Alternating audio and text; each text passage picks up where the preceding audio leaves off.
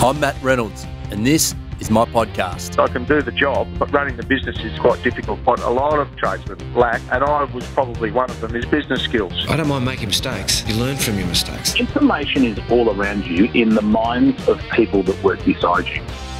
Welcome back to the Trench Talk podcast. I'm your host, Matt Reynolds, and today I spoke with Sarah Taylor, who, aside from being both the Chief Operations Officer and Chief Technical Officer at one of Melbourne's hottest startups, is a 21-time World Bodybuilding Champion.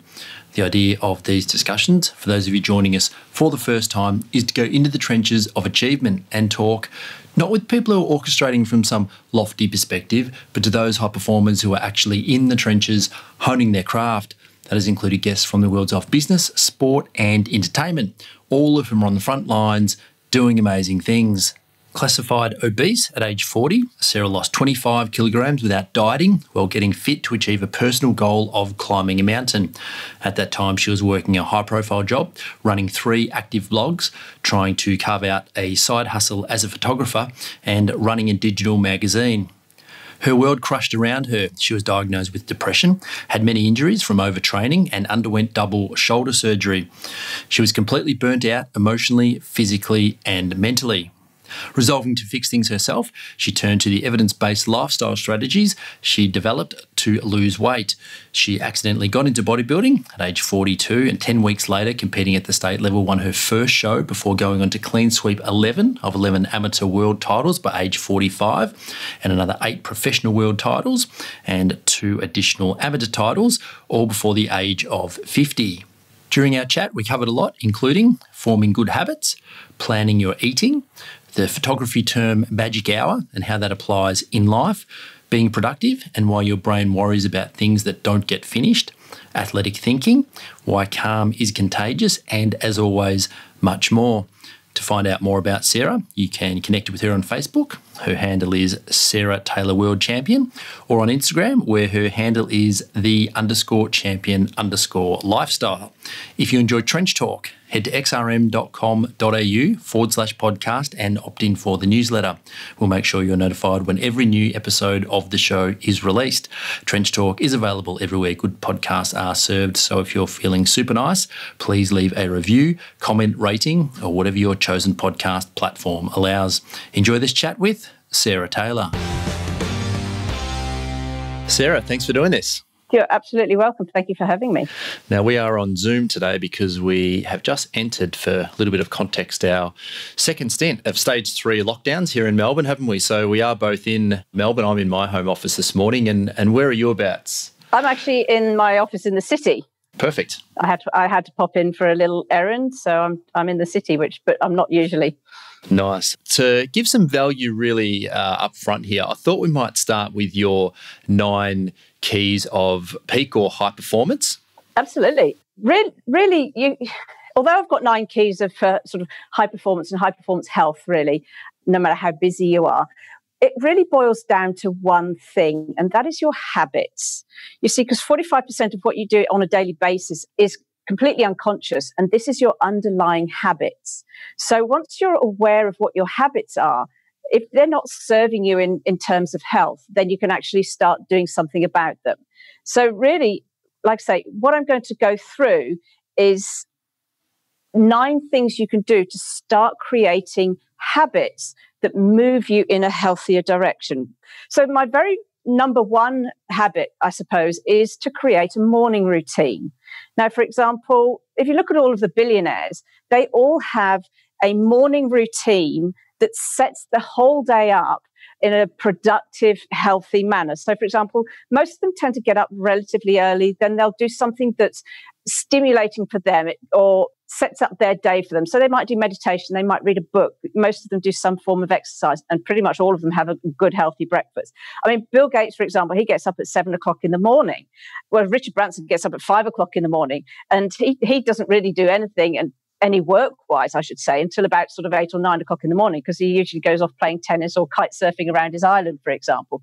But they all do something for themselves in the morning that sets themselves up in a healthy direction. And for me, what that looks like is I'll get up at, in normal life, I would usually get up at 5:30, then I'd have a very small sort of snack, before I'd go and train. So I'd get my exercise in first thing in the mornings, because no matter what happens for the rest of the day, the whole rest of the day can get tipped upside down. But at least I've done something healthy. I've done my exercise and I've had a snack, I had a healthy snack.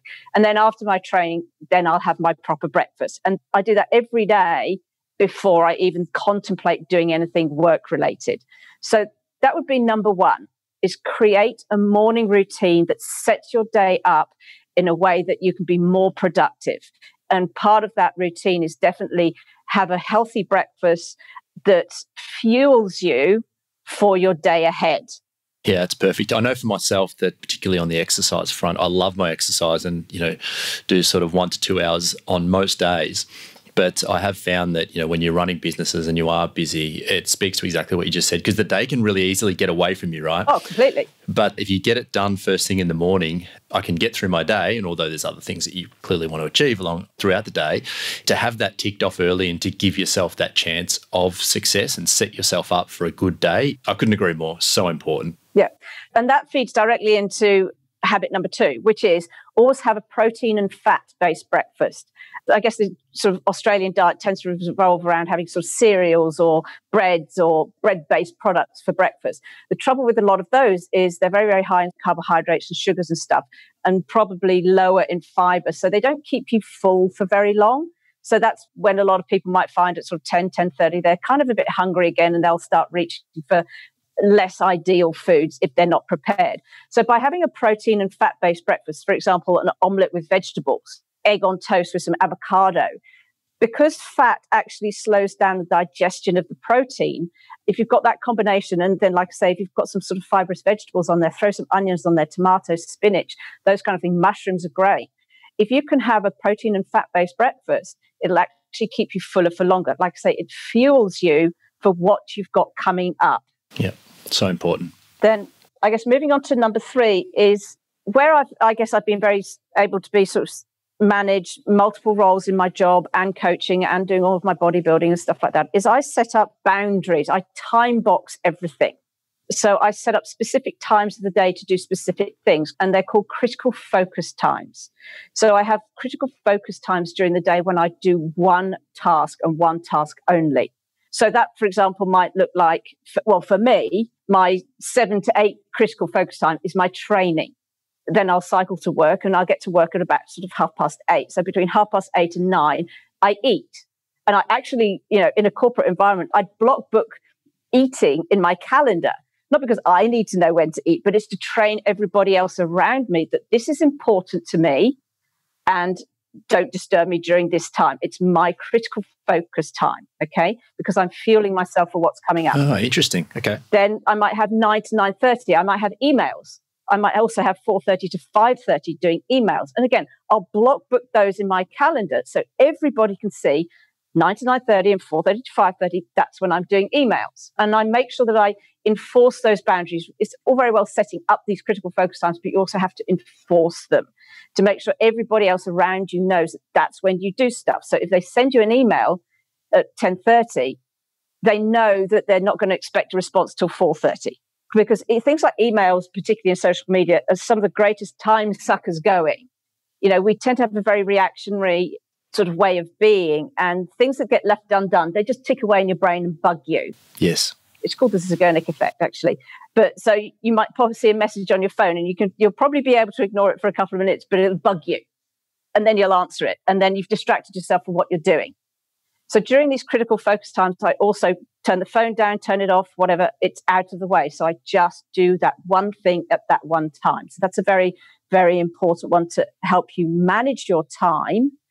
And it can actually really, really help you alleviate your stress. I've actually also explained number 4, which is by doing these critical focus times, you're training your colleagues around you.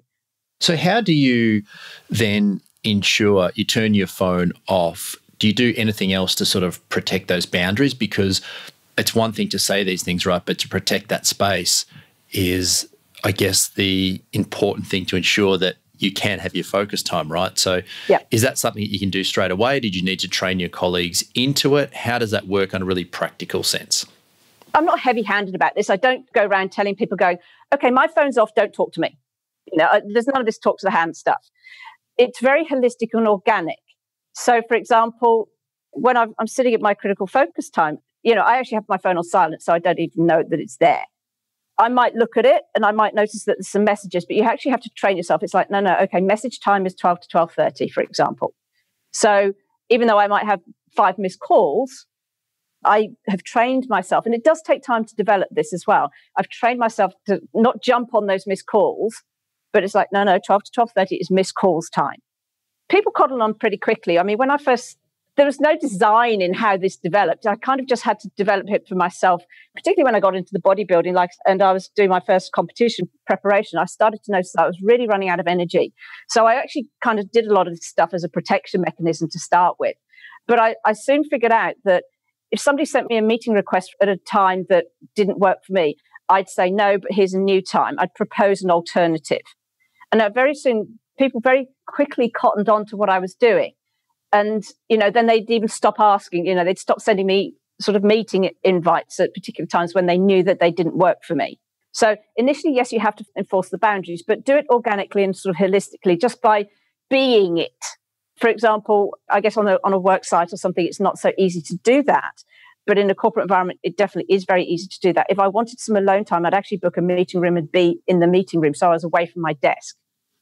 So to start with, I kind of disappeared from my desk at particular times as well, so that I just wasn't around. And there's a few other things that you can do too, right? Like one of the little tricks that I sort of discovered along the way is that although all apps want to notify you, you can turn those notifications off, which makes it very easy, right? So instead of sitting at your desk with 13, 14, 15, 16 things rolling through as you're trying to get stuff done, you can have a blank screen, and then you can go, okay, in your critical thinking time, as you put it, you can go, okay, I'm going to check my messages, then go to my emails, then go to my missed calls, then check my voice messages, and you can go through. Absolutely. And I mean, Facebook and Instagram and LinkedIn are all part of life these days. We kind of need to be involved in it, particularly if we're trying to, build our reputations online or whatever. So nothing wrong with checking those, but if you have to go in and see what's happened rather than those apps pulling your chain for attention, you can kind of use them as a tool and not be used by them, right? And that's come up a few times, yeah. Exactly. And you've hit the nail on the head. They are a tool. So use the tool in a way that works for you. Don't be owned by that tool, okay? Because this is the thing. Anytime that you're doing a piece of work or working on something, when you get distracted by a ping or an email or a Facebook notification and you look at it, it'll take you sort of anywhere between 20 minutes to 30 minutes to get back into what you were doing. So that 2 minutes that you looked at your Facebook message or whatever has actually cost you 30 minutes of productivity. Yeah. So this is why people are like constantly busy. They go, oh my God, my day is so busy. And I'm 7 o'clock at night and I still haven't got stuff done. Well, you might have looked at Facebook 5 times during the day. Well, that's probably cost you 2 hours of work. All those things add up, right? That moment when you go back to your task and you go, oh, where was I? Well, all of those where was I add up to be a huge loss of time every day. Exactly. And that's how easily your day can just get away with you. And you're going, oh, I didn't do anything. And again, this is why I get my training done first thing in the morning, because if I do have a day when I forget all of this stuff, because look, I'm only human, I have days when I forget all of this stuff. At least I've still done my training and I can go, well, I did my training, so I've achieved something. Yeah, that's right. What time did you say that you get up personally? Well, it used to be 5:30. Okay. It's not now because there's no gyms. Also with the training too that I've found is that when you do get up at, 5 or sort of in that vicinity, there's not a lot of interruptions at that hour of the day either, is there, right? Absolutely. And I mean, I used to do a lot of photography, and so 5 o'clock in the morning is known as the magic hour. There's 2 magic hours of the day in photography because when the light's incredibly special. And usually sort of as sunrise is coming up, so that's sort of 5:30 to 6 kind of time when the world is still half asleep and it's just beginning to wake up. It really is truly a magical time. And when I'm out cycling and you can just feel the world on the verge of waking up. It's so a truly good. magical time. And it is very, I love being outside in that time because there's a different energy about the world. It's before the world's woken up and it's going rush, rush, rush, rush, rush. Then the energy changes to rush, rush, rush, rush, rush. In that sort of magic hour, there's a beautiful calmness. And if you can sit in that calmness, you'll really ground yourself and give yourself a good, steady, calm, grounded base to go forward for the rest of the day. So, look, I do encourage people to get up earlier. And I'm an Ayurvedic practitioner, and in Ayurveda, it recommends that you actually eat your breakfast around about 6 o'clock, or you wake up at about 6 o'clock. because it's this magic hour. And actually, that leads me on to tip number 5, make time to eat. Now, that might sound a bit silly, but so many of us, we're so busy because of all of these distractions, because we're not doing this critical focus time, that we skip meals. And then you catch up and you often make poor choices because you're not fueled appropriately for what you're doing. And your hormones kind of get out of balance because of it. It plays with your brain waves and all sorts. I could go into this forever, but skipping meals can upset your hormonal balance and your thinking. So you make poorer choices down the track, and that can lead to a lot of sort of weight gain as well. So make time to eat. There's a term called athlete thinking. And when you've developed athlete thinking, you treat food as a fuel. Essentially, food becomes fuel. So you look at your day ahead and you go, well, what am I going to be doing? What level of activity am I going to do? So therefore, how do I fuel myself for this level of activity? So make time to eat. And again, when I'm in a corporate environment, I block book my eating times. I've already alluded to this. I block book my eating times. And you can do this if you're out on a site as well. You have definite sort of down times. You have your break times and stuff like that. So always make sure that you've got something healthy to eat during those times. But if you're in a corporate environment, I highly encourage you to make time to eat. Book the time in your calendar. For me, it's 12 to 12:30. And again, push back on people who are trying to take your time away. Your time is yours, and you can actually control it.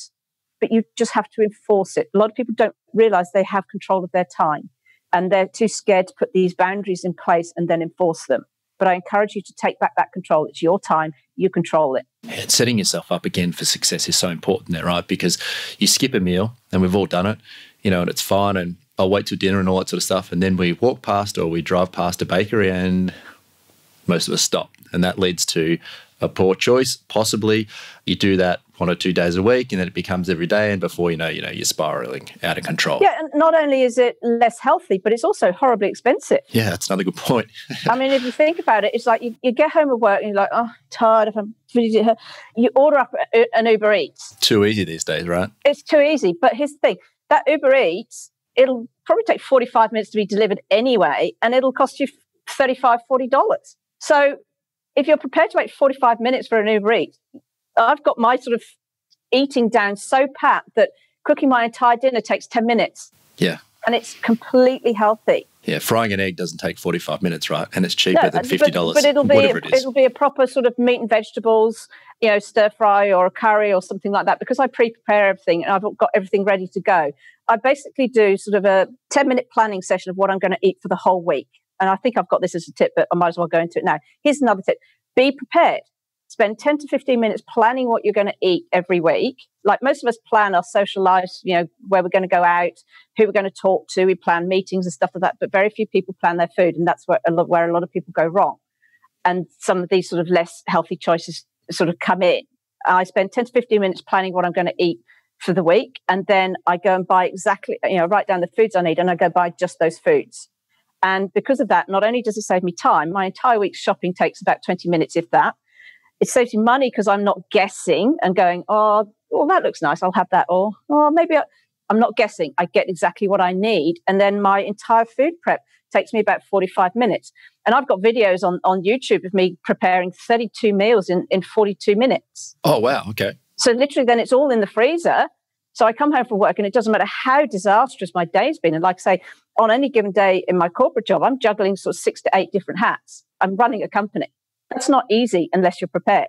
So I can have some dreadful days when I just want to just collapse on the sofa. But because I've got everything in the freezer, I can literally just pull out a couple of tubs, put it in a pan, and I know it's healthy and it's done in 10 minutes. Yeah, get out of that thinking of what do I feel like and into that thinking of what am I trying to achieve here, or what am I trying to do. It's a slight change in your thinking, but it's a big change in results, right? But you come at it from a different angle. So I'm with you on this. I don't know how many times I've been caught hungry in the wrong place, so to speak, and you don't do the right thing. So I'm with you on this planning and only taking that 10 minutes. Yeah, that's an awesome tip. Yeah, so literally the entire planning and preparation for an entire week takes me about an hour and a half. But it's so worth it because it means I'm never caught short. No matter what goes on in my day, I'm never caught short. And I'm never guessing. It eliminates a lot of thinking as well, because that's where other poor choices feed in. Because by the end of the day, you get decision fatigue. I mean, the statistics say that we make something like 50,000 decisions a day. So, of course, by the time you get home, you're probably not thinking too clearly. So if I've got stuff ready in the freezer, it's a decision I don't have to make. It's just done. It's just done, yeah. And do you allow yourself time then to then fall off the wagon, so to speak, to be free with your eating? Do you do cheat meals or cheat days and those sort of things? No, I don't do cheat days. Here's the thing. When I lost my 25 kilos, I learned to eat intuitively. I really learned my body and how my body responded to food, what foods worked for my body and how I felt when I ate. So I learned this entire intuitive way of eating when I lost 25 kilos. That's how I say I lost 25 kilos without dieting, because I was eating foods that worked for my body, not against my body. And that's how I eat all year round. Because I took the time to learn my body and learn what foods work for my body, by sticking to those foods, I can eat completely intuitively and know that I'm always on track. So what's an example of a food that you found works for you then? Vegetables. Okay. Love my vegetables. You can boil it down to fresh, or minimally processed, real whole foods. So probably about 70% of what I eat is plant-based. So yes, I eat an absolute ton of protein, but probably about 70% by volume of what I eat is vegetable or fruit. So, I mean, look, if I want to go for a burger, then I'll go for a burger. But the way to figure this out is work on the 80-20 rule, okay? 80% of the time you eat real, whole, fresh, minimally processed foods, a lot of fruit, vegetables, and lean sort of proteins, eggs, fish, that kind of stuff. And then 20% of the time it's okay to have other stuff. So the way you can calculate what 80-20 is how many meals do you have a day? So let's just say you have 3. Over 7 days, that's 21 meals. So you can probably have 3 meals, whether burgers and chips or pancakes or waffles for breakfast, and be okay, as long as the other sort of 18 meals are real, whole, fresh, minimally processed foods. I love that way of thinking. I did sort of a very similar thing for myself with drinking water. And I thought, well, if I only drink water during the day, I have a coffee in the morning and then only drink water for the rest of the day. It's really the only sort of fluid that I drink. If I want to, then at night, have a wine, a beer or whatever from time to time.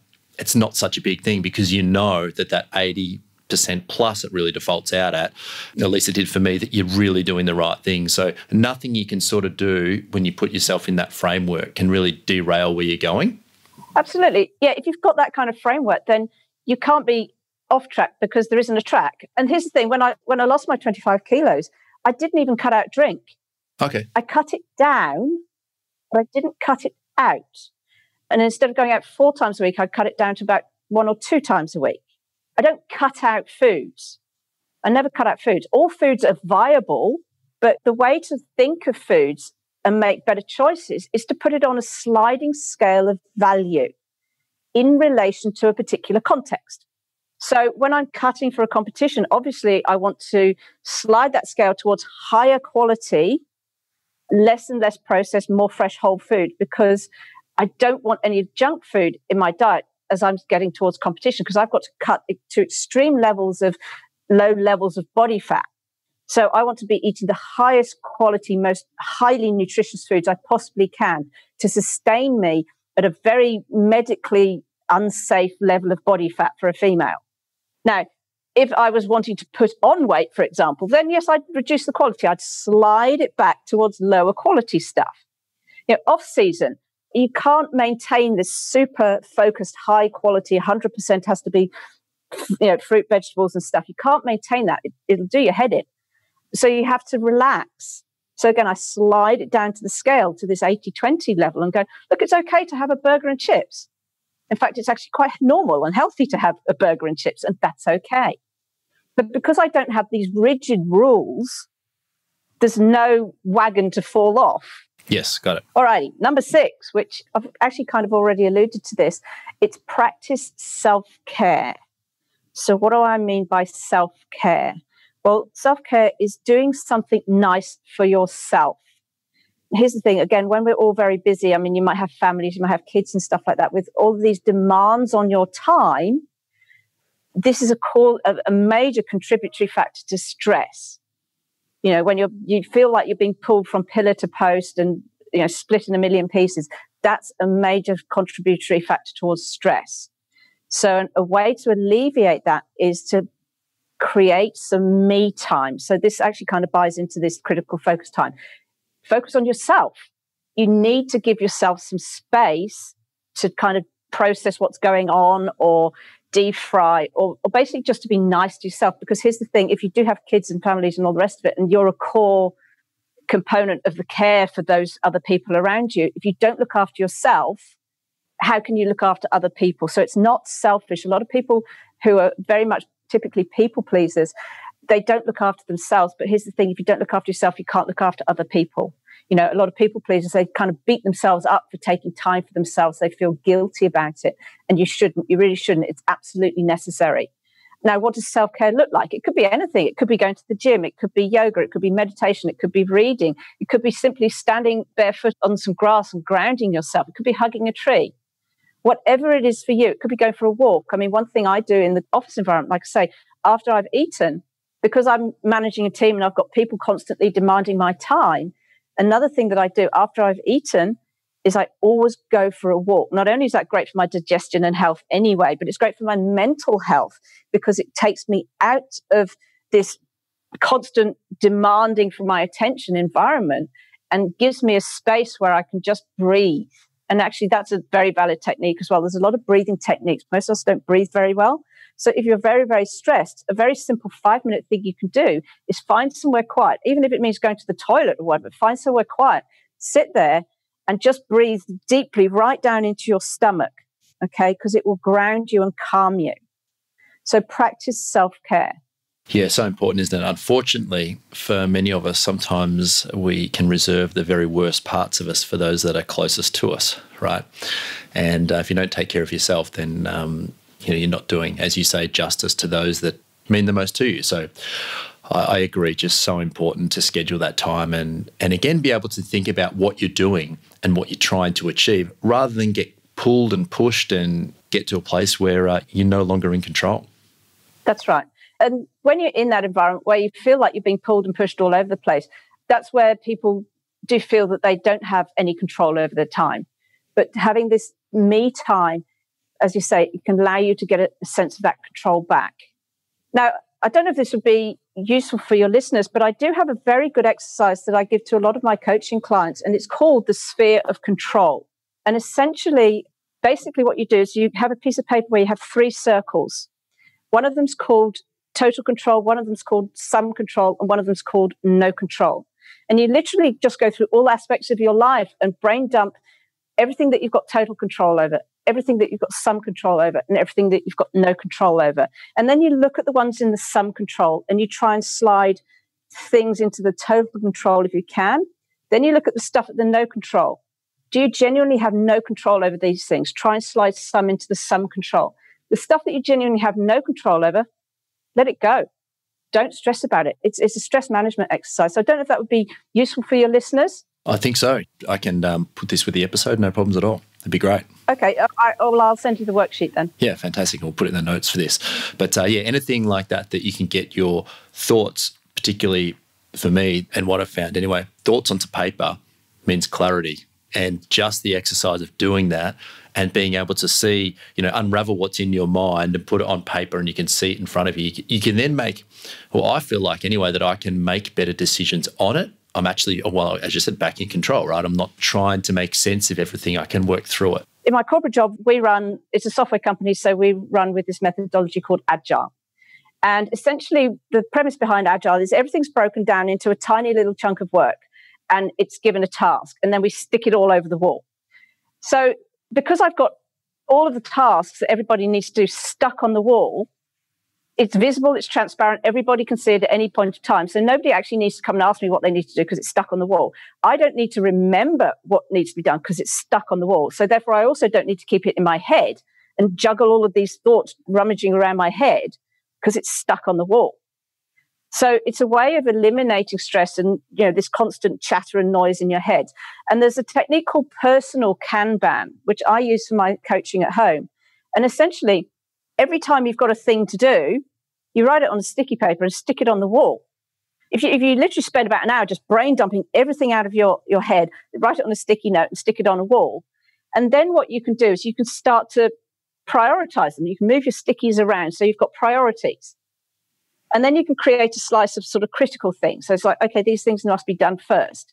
And what you can do is you can pick out what do you recommend on the personal Kanban is you create a list of 7 things that must be done this week. And then each day you have another little sticky column called today. And each day from this critical column of 7, you pull one thing over into your today column. And that's the one thing you must get done today. So personal Kanban, there's a book on it, Personal Kanban. It's a very effective way of organizing your thoughts and also getting stuff done. Yeah, so important, right? Because you move yourself from this, I'm so busy, like, okay, for the next 7 days, I've got one thing I've got to do on each day. Yep. And all of a sudden, I can just see it. You release that pressure. You can see it. It's there. It's like, oh, okay, that's all I have to do today. Brilliant. I had one of my team comment, like I say, I'm running a team of 12 people. We have 3 streams of work, 3 projects on the fly kind of thing. And I'm just managing the whole lot. And one of my team just commented, and then our CEO dropped something on us at the last minute, and everybody else was panicking, but I wasn't. Calm is contagious. There's a very good leadership tip, by the way. And one of my staff commented, she said, Sarah, we've got all this stuff going on and we've got to do this urgent stuff. Why are you not stressed? I said, I don't have stress. It's on the wall. It's on the wall. You've outsourced your stress to the wall. I have outsourced my stress to the wall. And sticky notes. That's a pretty simple technique, isn't it? Very effective by the sound of it, though. Yeah. So That's I have awesome. outsourced my stress. I don't have stress. Yeah, I like it. I love that, actually. I've outsourced my stress to the wall. Yeah, brilliant. yeah. That's a great analogy. It's so simple, right? A wall can replace that part of your mind. God, that's crazy. Exactly. The sticky notes are a tiny part of my brain. So should we get back to number 7? Number 7, we've actually already discussed number 7, which is plan and prepare your weekly food. And I've actually got a couple of videos on YouTube, one of which I prepared 34 meals costing $37.50, prepped from scratch and cooked in 44 minutes. So I can include the link to that if that might be useful for your listeners. That'd be perfect, yeah. I'll include that too. But we've already alluded to this. Because poorer food choices, which leads to poorer health in the long term, comes because a lot of people don't plan what they're going to eat. Like I say, they spend their lives planning all sorts of other aspects of their life, but very rarely do they plan food. And like I say, that 10 to 15 minutes I plan what meals I'm going to have, writing down the food I'm going to getting just that food and then preparing it. It saves me an immense amount of time and effort. Like I say, I've got 34 meals costing $37.50, and that's the raw ingredients. Yeah, well. We've already alluded to the fact that a single pizza from Uber Eats will cost you over $30. Yeah, and that's just one meal. If you extrapolate the costs, now I eat 5 meals a day. So if most of my weekly food is only costing $37.50, you can extrapolate just the sheer monetary savings from not buying takeout food. Yeah, it's a good motivator, right? It runs to thousands and thousands of dollars. Yeah, absolutely.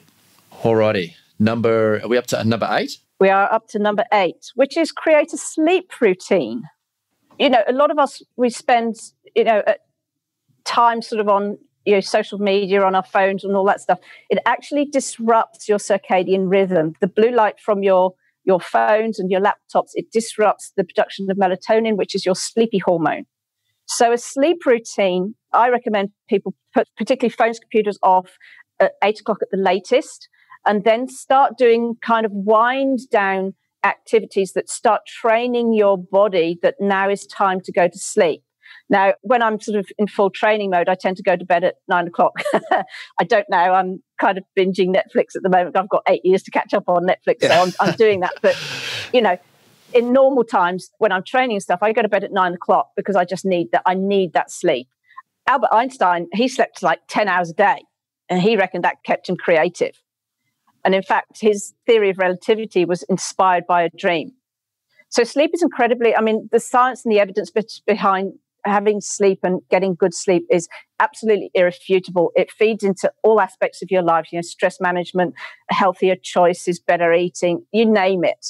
Getting good sleep is critical. So if you create a sleep routine that starts training your body to wind down into sleep, and it could just be boring stuff like write a to-do list, brain dump all of the stuff that you've got rummaging around your head onto paper so that your brain knows it's captured and it's not going to start frittering away at your thoughts while you're asleep. Like I say, that's called the Zeigarnik effect, which is basically where the brain is incredibly good at remembering and worrying about things that don't get finished.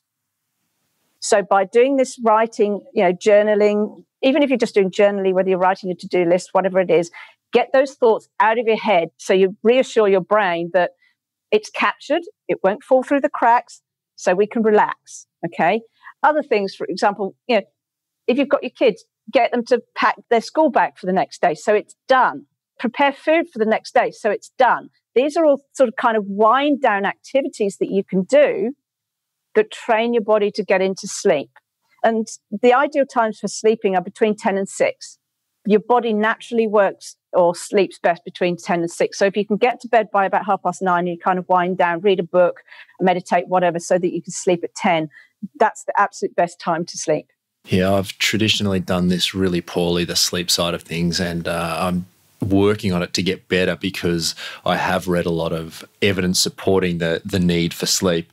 And my thinking in the past has always been that it's a bit of a waste of time, really. And I've certainly changed my thinking on that. But training yourself into more sleep is maybe as silly as it sounds to say out loud. It actually does take a little while because I still think about it sometimes as a bit of a waste. And then I struggle to actually be asleep because I'm one of these people that I get into bed, I sleep, and then I wake up and I go. I don't have restless nights and all that sort of stuff. I sleep pretty heavily. So getting out of that, it's a waste of time thinking. It has been a little bit of a challenge, but I'm with you that the more that you can get, it seems to be evident now that the better off you'll be, particularly I think in the long run, which is where a lot of this stuff sort of comes into effect, right? Yeah.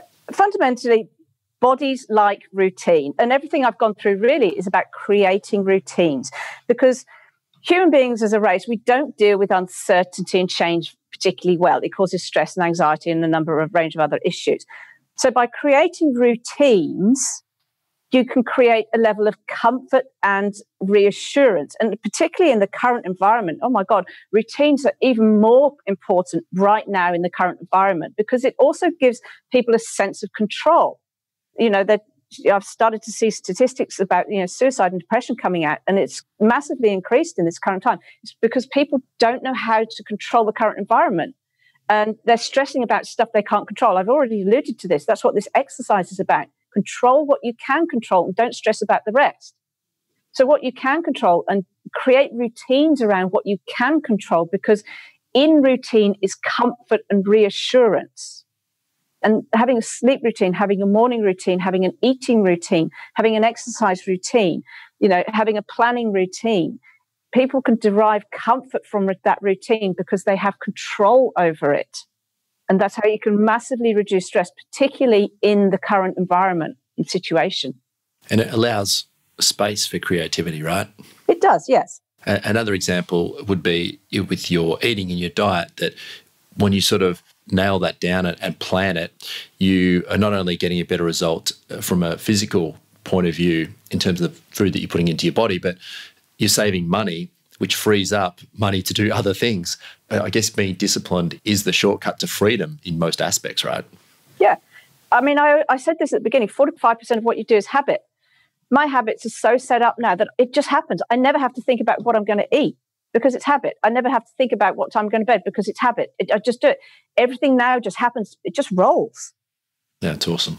So this is how I'm able to sort of juggle so many roles and so many things all at the same time without stress, because I've got these foundational habits. I mean, it literally is the foundations of the whole building.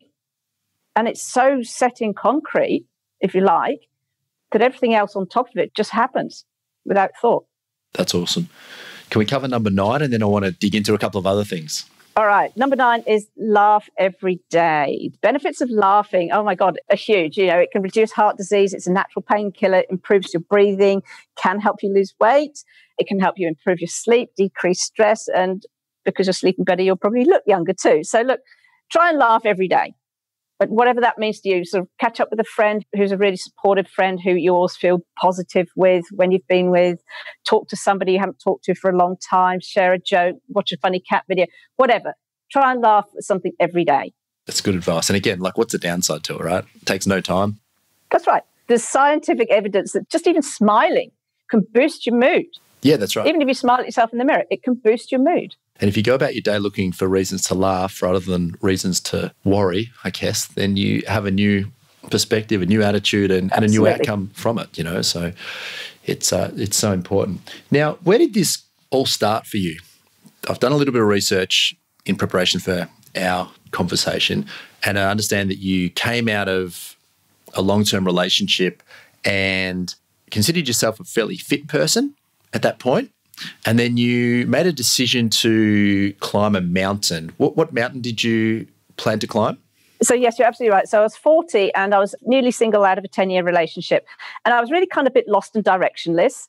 And the goal I'd set myself to do by the time I was 40 was to climb the highest mountain in South America, which is Mount Aconcagua. However, I knew, although I was playing tennis for 4 hours every week and cycling, walking everywhere because I don't have a car, and I've always been active and sporty my whole life. So in my head, I was the fit person. My whole identity was tied up with being a fit, healthy person. So I knew I wasn't in the shape I needed to be to climb Mount Aconcagua. So I went and had a gym assessment. And when that gym assessment showed me that I was actually obese, my world just crashed. It absolutely crashed around me because in my head, I was the fit person. So if I now was the fat person, I literally didn't know who I was. My whole sense of identity was shattered. So I was like, oh my God, what do I do? So I changed my goal to climb Mount Kilimanjaro instead. And the decision I made was that if I don't have my health, I have nothing. And that was the key. It's like I needed this direction. I needed to be the fit chick because it was my entire identity. So my entire transformation and getting into the bodybuilding has never, ever been about weight loss. It's about my identity. So literally the very next day, I hit the gym in a massive way. I started training 3 hours a day for the whole 9 months leading up to Mount Kilimanjaro. And then this is the other thing I did, and this is what I alluded to before, is I started paying attention to what I was eating. I never went on a diet, but I started paying attention to what foods made me feel light and energetic, and I ate more of those. And I started paying attention to the foods that made me feel heavy or sleepy or bloated or tired, and I steered away from them. So I gradually started moving myself into this, I guess, into sliding my diet into this higher value prospect, if you like. And the weight loss just came about as a result of that. Then following the mountain climb, I lapsed into depression. And again, mental health is just as much part of health as is physical health. And I realized that the choices I'd been making had got me to that point. And I realized that because I'd made those choices, I could unmake those choices and make different choices. What I chose to do is going back to that decision about, if I don't have my health, I have nothing.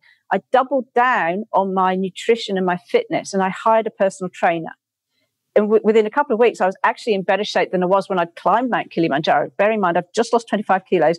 Age 41, I was in the best shape of my life. But within a few weeks of working with this trainer, I was in even better shape. And so I set a goal.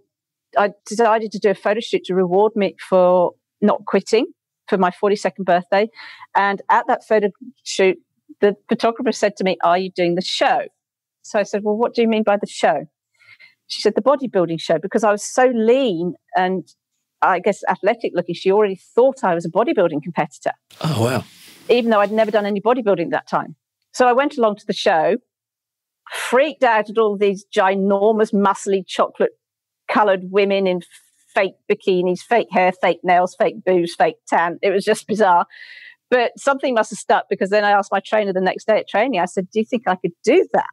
Anyway, by the time he'd stopped jumping around the gym in sheer joy, because it turns out he'd seen my potential and wanted me to do it. But he never said anything to you? He never said anything to me. Right. So I said, "Great, we've got 10 weeks to the state show." And 10 weeks later, I won state figure title at my first show. Oh, wow. Okay. So I found this thing that I sort of fell in love with. And unfortunately, after that show, 4 weeks later, I was under the knife for double shoulder surgery. I'd had multiple injuries for probably 6 or 7 years leading up, getting into the bodybuilding. And my body wasn't structurally sound enough to handle the bodybuilding. And it just completely broke down. Double shoulder reco, torn tendons in every limb, hamstrings, elbows, the whole lot, torn cartilage, fraying cartilage, crumbling hips. And the doctors actually ended up threatening me with double hip surgery if I didn't stop all forms of activity. So once again, like my whole identity of being a fit chick was just taken away from me and I was crushed. But my trainer at that point, he said to me, "You know what? You've got the size, you've got the symmetry, you've got the shape. You sure as hell have got the mental toughness. If we can get your body right, I will make you world champion. I will make you number one in the world." Like, I was gobsmacked. Who in their right mind would stake their entire professional reputation on this broken down 43-year-old. But this 28-year-old guy so believed in me that I was like, wow, this is amazing. So I said, all right, let's do it. But I then had to do a whole year of rehab. I literally had to learn how to stand on my feet. Oh, wow. Like I literally had to learn how to pressure all of my weight on every single toe. I had to learn that level of detail to make sure my body was in alignment. And then I had to get back into the rehab structure, creating the structure that would handle the bodybuilding. And I've been uninjured ever since. I'm 21 times world champion as well. Which is unbelievable, I must say. And you've sent me a few photos ahead of this interview, and very impressive, I must say. And as you would be as a world champion. Oh, look, it blows me away. I mean, I was obese at age 40, and now at 50, I'm 21 times world bodybuilding champion. I mean, you never know where life's going to take you. I was just open to whatever showed up. Yeah, that's awesome. So in that 10-week period, you were getting ready for this competition. Did you, in hindsight, push yourself too much in that period getting ready? Was that 10 weeks a major cause of injury? Or no, not really, because I was already working hard from an exercise perspective. Really, the difference with that 10 weeks was the diet. And this is kind of what really got me into, I'm an absolute expert in nutrition now. There's nothing I can't do with food for whatever goal you happen to. There's no allergies or intolerances I can't deal with. And it was that preparation that really sort of sparked my curiosity, because all of a sudden here was food being used as a tool to do a job. And I found that utterly fascinating. And it really was the food that made the difference. So what did your diet look like in that 10-week period? Well, this is where it focused on these super high nutritional value foods. And that's something I've always focused on in my diets, and particularly when I work with clients as well, is I always focus, when you get to lower calories, in order to be able to maintain, I like lots of food on my plate. I'm a massive foodie. So I don't like little plates with nothing on it, because then I feel deprived. And when you feel deprived, you're less likely to be able to stick to something. So I always like lots of food on my plate. So I've made a speciality of finding the lowest calorie, highest nutritional value foods and putting them all on a plate. So my plate's always full. And that was the difference. It's very, very high quality, very high nutritional value foods. And that was the difference. So you were eating 5 meals a day? Yeah. So can you run through just a couple of them, what actually was on your plate as an example of the food that you were eating? So maybe breakfast and lunch? Okay. So before I train, I might have like a chunk of chicken or a boiled egg and a piece of sweet potato. Then after training, it would always be a ginormous salad with primarily chicken or tuna, really, just because it's easy to have on a salad, or some kind of tinned fish. And then there'd be 4 or 5 different sorts of lettuce, so spinach, rocket, kale, red cabbage, or chard. Then I'd have like a coleslaw mix, so raw white cabbage, raw red cabbage, carrots, capsicum. I might have asparagus, green beans, broccoli. I might have almonds on it, or bashed up almonds. I might have avocado, hummus, and then the chicken. So I've got this amazing salad where I'd have 21 foods on it. Yeah, awesome. But it's still super low calories. So then I'd repeat that at lunch. Then afternoon snack would probably be like a yogurt or a boiled potato, or some raw vegetables and a bit of hummus. And then dinner would always be a hot meal, so it would always be some kind of meat or fish, and again a mountain of vegetables. And then I might have just a piece of fruit or a yogurt or something for a dessert. And is that right up to the competition period? Because I've talked to a couple of people who have been in this competitive space, not for the podcast, but outside of that, and what they actually ate before competition really comes off a lot. Like, it's not a lot of food at all. 90% of people out there are doing it wrong. Okay. Most of my food's kind of the same, but like once a week I have a specifically strategic refeed meal. Wording is everything here. Cheating is when you go off and have a binge without planning it. If you're planning a burger and chips once a week that's specifically planned for a specific reason to give you a psychological break, give you a hormonal break, give you a body break, a burger and chips, when it's planned in, that's a refeed. Okay, so I always have a refeed. But then throughout the years, I've learned what I can and can't get away with. So right now, I actually go out no, I don't, but I go out for breakfast 2 or 3 times a week at cafes, and I have whatever the hell I like. That could be pancakes, it could be waffles, it could be smashed avocado on toast with feta cheese. I don't care. I know how to get myself into shape for a competition, irrespective of what I'm eating. I'm probably one of very, very few people who can do that. So these people who live on chicken and broccoli every day, week in, week out for 6 meals a day, they're doing it wrong, because it's nutritionally unbalanced. So the boiled chicken fillets is a fallacy, okay. Doing it wrong. I'm, like I say, a massive foodie, so I've had to figure out how I have my nice food and my 6% body fat. And like I say, I can have my pancakes. Venison stew is an absolute favorite of mine on competition preparation. A chicken casserole, again, curries. I love my curries. And I have them all the way through because I figured out how to make it work. So that's why I can get to 6% body fat, which very, very few females can do. And I can do it healthy. That's why I'm so healthy on stage. When you're in this industry, you can tell the difference between somebody who's had a good diet and somebody who's had a poor diet, because there's this phrase known as skinned rabbit. So when somebody's on stage and they look like a skinned rabbit, it's because their diet's so poor. But I get on stage and people comment, and my skin gets, here's the thing, my skin gets better. My trainer always at some point during my prep comments how great my skin's looking. It's because I'm so clean and so nutritionally healthy. And my lifts go up, usually about 3 or 4 weeks out from my show. That's when I hit my personal best because I'm so healthy, even though I'm at 6% body fat. Traditionally, bodybuilders going into these competitions, they lose a lot of strength in the last little bit, right? Because of their diet. They're not because of their diet. It all comes down to the diet.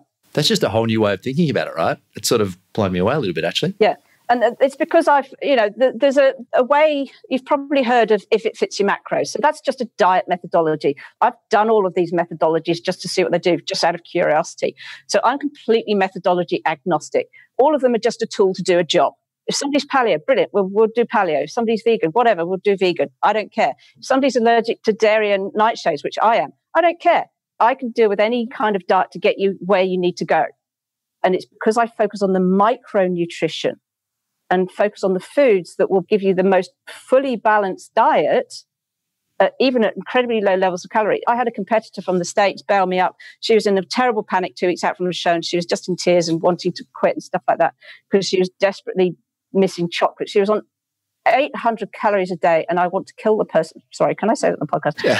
Yeah, you just did. The person who gave her that diet should not be working with competitors. When you're dealing with somebody's health, you have an ethical and moral obligation to do the right thing by that person. Anyway, so I gave this competitor an 800 calorie diet, but I managed to get chocolate into it because she was desperately missing chocolate.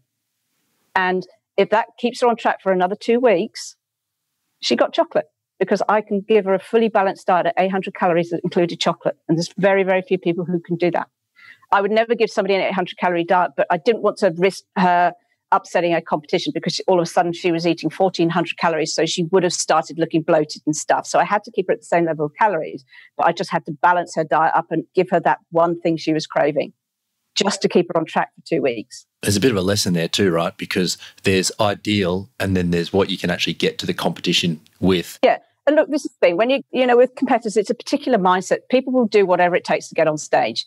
It's a whole other level of discipline and focus, and people will do whatever it takes to get on stage, irrespective of what the potential consequences are. And look, that's a terrible shame. There are better ways. Yeah. Is that at the top level as you've competed and won? Is the deciding factor in the end, does it come down to mindset? I mean, you kind of hear that a lot, but from someone who's actually stood on the stage and won these competitions, is that the factor that determines whether you come first, second or third? No, not really. I mean, the reason my trainer believed so much in me was because he said you've got the mental toughness in spades.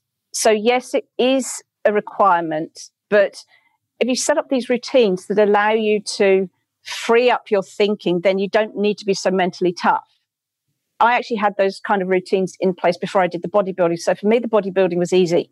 I know that sounds strange, but for me, it was easy because I had those structures and routines in place. I had the foundations of a healthy lifestyle in place that allowed me to build on top of it with the extra discipline that's required to do the bodybuilding. Yeah, so to get these routines and structures, you've got to have some understanding of where you want to go, if I got this right. So you must be also pretty good at goal setting. So where do you see yourself in the next 10-year period? Do you think out that far in, when you're putting these routines together? No, like I say, my development of these routines has really come about very organically, just by what showed up in my life, and I've adapted. So particularly from the nutrition sort of routines, I really learnt my body and what foods do and don't work for my body. And that was when I lost my weight loss. So that time, that's just what showed up in my life. So I adapted.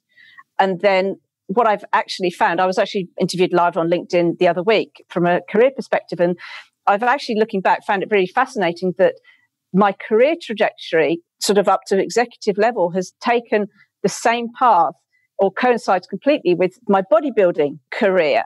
Because as I've grown in my bodybuilding career and the discipline that I've learned and applied in my bodybuilding career, I fed it back into my corporate career. And it's allowed me to step up to this executive level. So it's all been kind of organic. But the bodybuilding has actually fed into other aspects of my life and really, really helped that. Yeah, it's funny how much sport does translate in many different forms. Yeah. Because once you start to sort of unlock what works for you, I guess, then you can start to see the potential you can do that in other areas of your life, right? Which is what's happened for you, and you've grown simultaneously, right? So that's right. Yeah. That's awesome. You start to believe in yourself. You start to believe in your own power and your own strength and your own abilities. You know, and once you start developing that self-belief, you really do start to become unstoppable. I like that thought. Any documentary or book recommendations you can make at the moment? You said, like a lot of the rest of us, we're binging Netflix at the moment. So have you got any good tips or recommendations for Netflix shows or documentaries? Let me see. I've binge-watched Blacklist. I've just binge-watched Suits. I've lost track of them. Documentaries. I'm a bit of a Suits fan, I must say myself. Gosh, sorry, I'm a bit light on documentaries. No, that's all right. Any books, favourite books that you've enjoyed over the years? Oh, gosh, there's a number of books. Feel the Fear and Do It Anyway is a book that had a big impact on me. Yeah, that's probably the one that really sort of sticks in my head. There's another one that I've read called The Magician's Way. That absolutely blew me away. That's about focus, actually. The Magician's Way by William Whitecloud. Those two are probably fairly good. There's The War of Art by Stephen Pressfield. Very popular book. Which is about overcoming resistance, particularly when you're stepping in a new direction. All right. And a question that I do ask everybody, if you could have one law changed or implemented, what would that be? Yeah, look, I'd actually like to see some kind of subsidy potentially for healthier foods or some sort of tax on unhealthier foods. Look, the government's rating system on foods, I think, is dreadful. It's very, very misleading. And a lot of people are under the impression that healthy eating is expensive. And that's why I did that video showing that for $37.50, I can buy fresh food and cook up 34 meals. Healthy eating doesn't have to be expensive. And as I've also alluded to, by eating these convenience food and takeaway foods, you're actually going to end up spending a lot more money in the long run. Like, you're talking tens of thousands of dollars over your lifetime. So I'd actually like to see the government really start subsidizing fresh foods. I know we don't have the GST on fresh foods, but because a lot of these convenience foods are so mass produced, you know, the GST is kind of irrelevant, really. I'd actually like to see some kind of subsidy on fresh produce so that it makes it more approachable and easier for people to obtain. And take some of the burden possibly off the healthcare system that is under strain anyway. Absolutely. I mean, I'm a nutritional healer, and what that means is I heal people through food. So many, oh my goodness, the science and the evidence behind poor diet and the link to so many of these Western diseases, it's irrefutable. It's scary once you start looking into it, right? Oh, yeah, it's horrifying. I mean, we're not just talking about obesity here as well. You know, we've got depression, mental illnesses, ADHD, heart disease, cancers, all of these kind of things. There's a foundational element which is related to nutritional. And as we're starting to learn more and more, good sleep too, right? It's a big factor in there as well. So if someone wants to get in contact with you, Sarah, do you want to give out your website, your LinkedIn? Is that the best social place to track you down? Or probably my Facebook page. So on Facebook, I'm Sarah Taylor World Champion. Nice. Go figure. And then on LinkedIn, I am the Champion Lifestyle. So the_champion_lifestyle. Sorry, LinkedIn, Instagram, I mean. Yep, got it. Those are probably the best ways to get hold of me. Awesome. Well, Sarah, I could talk to you for a long time, actually, because this sport and business sort of combination that you put together is one that I'm spend most of my life kind of moving between. So I could talk to you for a long time about that. Really, what I'm starting to realize is good health is good business.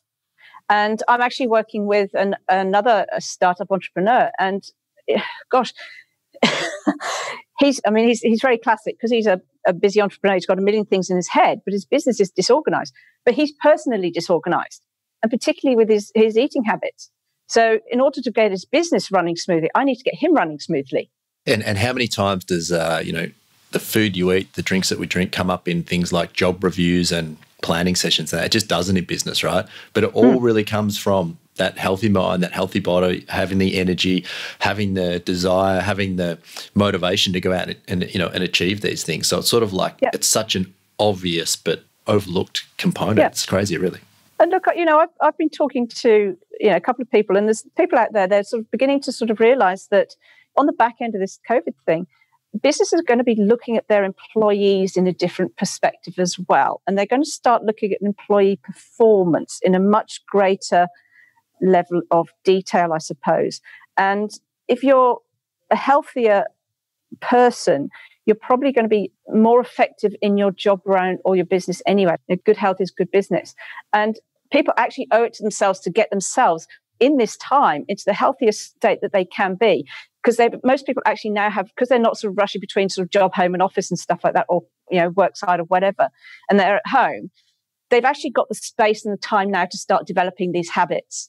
And they really should start looking at doing that, because going forward, a lot of businesses are going to start really looking at employees, their health and how they perform. Who's taking the sick time? Who isn't? And there could be sort of employment implications down the track. So if like an employer can only take 4 people on and they've got 5, well, they're probably going to take the 4 most productive people. So if you're the person who's been taking all the sick leave because you're always sick, I don't get sick. They're going to take the 4 people who are going to be most productive to the business. So everybody owes it to themselves to start doing these things, set themselves up for the back end of this COVID thing. Yeah, we're headed to a different time, aren't we? And I think you're 100% there. Everyone's going to be under more pressure to get more done in less time. And sometimes just going about things slightly differently can lead to, some extraordinarily different results, in a positive sense. So that's awesome.